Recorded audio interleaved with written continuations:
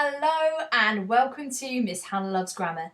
In this video I'll be sharing some quick-fire notes on the English Language AQA Paper 1, Explorations in Creative Reading and Writing, and concentrating in this video on question 3. So let's just situate this question within its paper. The whole paper is worth 80 marks and 50% of your English Language GCSE. In this exam, you're concentrating on one creative fiction text that is given to you. You should spend 15 minutes reading and annotating the extract, and upon doing that, you should also read and highlight the key words in each question so that you know what you should be looking for. Question 3 concentrates on structure, and instantly it adds fear to many students. So let's just take the fear away. So where on earth do you get your marks with this question? Well, just like question 2 was analysing language, question 3 is analysing structure. A typical question looks something like this. You now need to think about the whole of the source. How has the writer structured the text to interest you as a reader? And it's also worth 8 marks. So, 8 marks should refer to about 10 minutes of writing time. 2 things to point out just from this question. Every paper we've seen so far includes the whole text for this question. So that suggests that our paragraphs, we should be seeking to write 3 paragraphs ideally in this 10 minutes of writing time. Bear in mind you've got 5 minutes prep time within your 15 minutes of reading time. Should be commenting on how the structure of the text interests us. So we might start by commenting at the beginning of the extract, then commenting about some change that we see in the middle of the extract, and then finally commenting on the shift as we move to the end of the extract. All in all though, we must use that planning time properly to ensure we know exactly how to hit the right marks. So digging more deeply within this question, we would start our answer by commenting on how the writer opens their text. What do they choose to focus on? Then I'd consider where there is a clear shift. What makes it obvious? Is it a gap physically between paragraphs? Is it the types of sentences?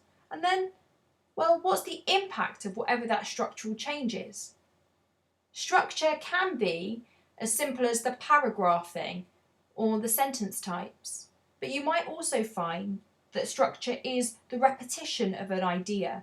It's an interesting crossover with language and structure. Repetition adds emphasis, and it's looking like an idea is important when it's repeated.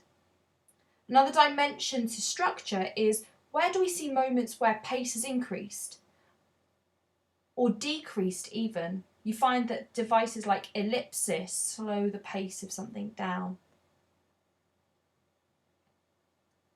For me then I'd consider, well, what's the impact of the sentence types that are chosen? I've listed all 4 sentence types here for you, and as a quick whistle stop for you, a minor sentence is a sentence made of 1 word, and it's normally a good way of showing a motive or action in a simple way. A simple sentence contains 1 idea. A compound sentence contains more than 1 idea with a linking word like and or but, and a complex sentence generally has 2 ideas or more with a subordinate clause. That's a part of information that doesn't make sense on its own. What's the effect of whatever type of sentences you see en masse, and why has the writer chosen to use them?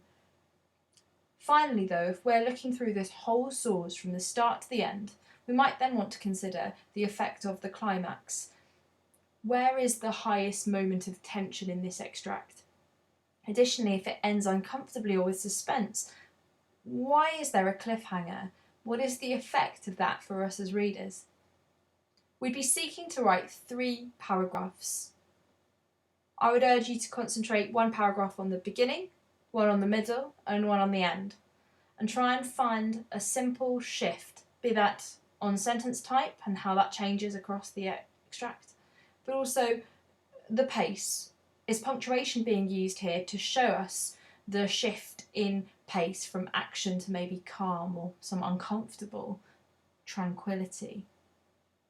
Your job though is to do all the thinking in that reading time. If you go in, having annotated heavily the extract in terms of sentence type and being able to understand the shifts that happen in terms of its structure, this actual 10 minutes of writing time will be more than simple for you to complete.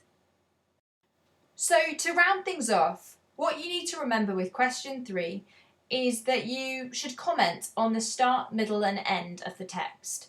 That is your biggest job when thinking about structure. Additionally, to support you, why not memorise the sentence starters I've already given you to support you in the exam and speed you up with writing. In terms of subject terminology, you should be looking to comment on sentence types, moments that build tension across the text, and finally, where there's a climax or even a cliffhanger. Ultimately, the question you seek to answer is how the structure reflects the tone and the mood of the whole text. Remember, it's 10 minutes writing time, but definitely an additional 5 minutes or more of thinking time when you get that extract in the exam. Best of luck with question 3. Why not subscribe to Miss Hannah Loves Grammar?